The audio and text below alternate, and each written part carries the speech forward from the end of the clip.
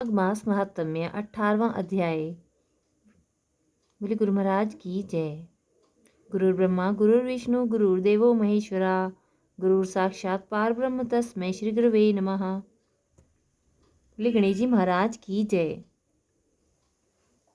एक बार विनायक जी महाराज कुलिया में दूध और चुटकी में चावल लिए घूम रहे थे। कोई मेरी खीर बना दे, कोई मेरी खीर बना दे, पर कोई न बनावे। जरा सी दूध चावल की कैसे खीर बने। एक बुढ़िया आई, बोली ला बेटा मैं बना दूं। घर ले गई। बाहर जाने लगी तो गणेश जी बोले कि बुढ़िया माई कहाँ चली। बोली दूध चावल खांड लेने जाऊं हूँ। गणेश जी ने बोला कि अपने घर में देख। अंदर देखा तो दूध का टोकना भरा है, चावल की परात भरी है, खांड की बोरी धरी है। टोकना भर के खीर बना ली।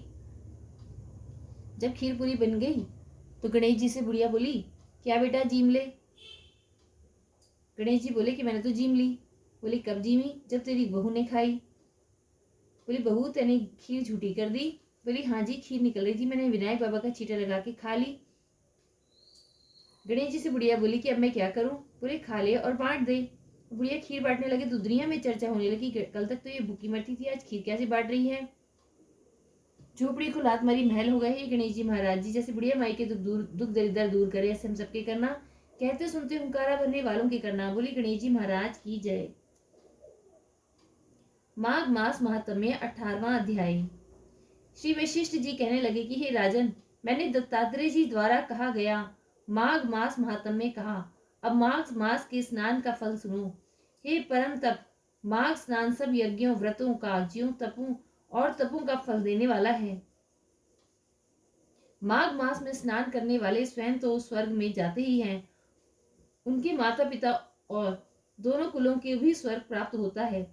जो माघ मास में सूर्योदय के समय नदी आदि में स्नान करता है, उसके माता पिता के 7 कुलों की पीढ़ी स्वर्ग को प्राप्त होती है।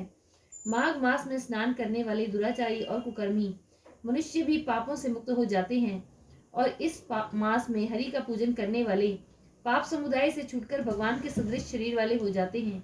यदि कोई आलस से भी माघ में स्नान करता है, उसके भी सब पाप नष्ट हो जाते हैं।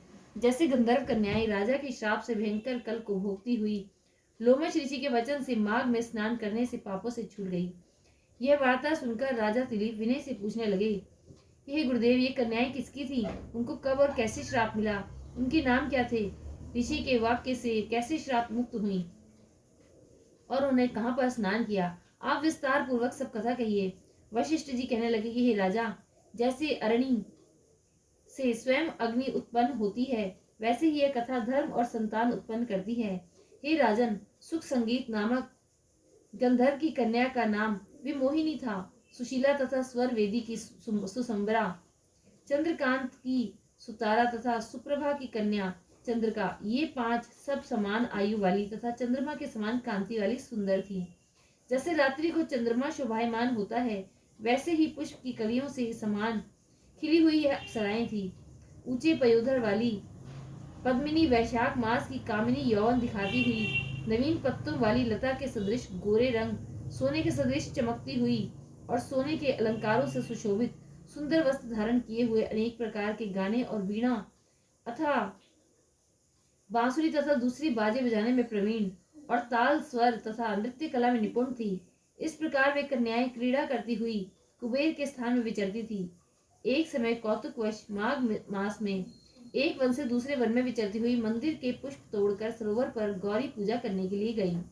स्वच्छ जल के सरोवर में स्नान करके वस्त्र धारण कर मौन हो बालू मिट्टी की गौरी बनाकर चंदन कपूर कुमकुम और सुंदर कमलों से उपचार सहित पूजन करके ये 5 कन्याएं ताल नृत्य करने लगी। फिर ऊंचे गांधार स्वर में सुंदर गीत गाने लगी। जब ये कन्याएं नाचने और गाने में लीन थी, तो उस समय अच्छोद नामक उत्तम तीर्थ में वेदनिधि नाम के मुनि के पुत्र अग्नि ऋषि स्नान को गए। वह युवा ऋषि सुंदर मुख, कमल सदृश नयन, विशाल छाती, सुंदर भुजाओं वाला दूसरे कामदेव के समान था। शिखा सहित दंड लिए मृग चर्म ओढ़े यज्ञोपवी धारण किए हुए था। उसको देखकर 5 कन्याएं मुग्ध हो गईं और उसका रूप व यौवन देखकर कामदेव से पीड़ित हो बोली, देखो देखो, ऐसा कहती हुई उस ब्राह्मण के चित्त में कामदेव का डर उत्पन्न करने लगी और आपस में विचार करने लगी कि यह कौन है।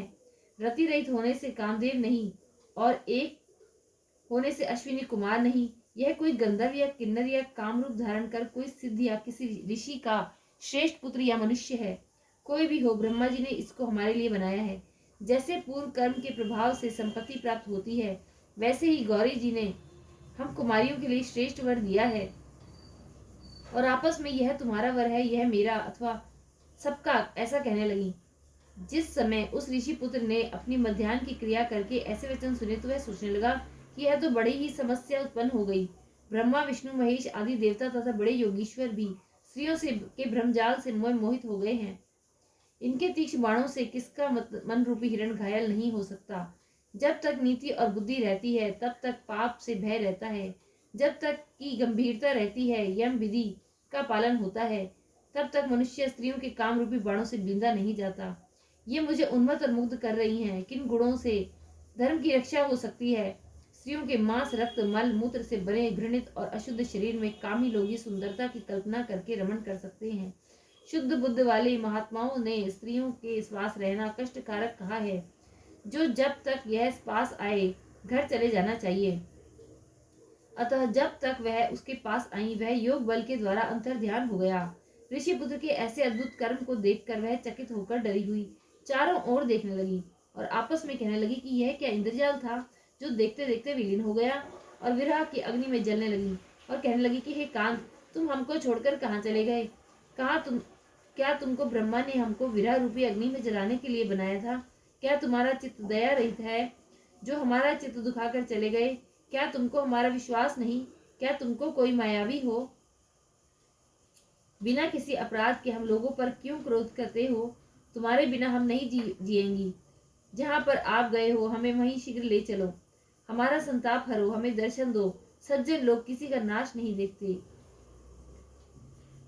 माघ मास महात्म्य 18वां अध्याय संपूर्ण।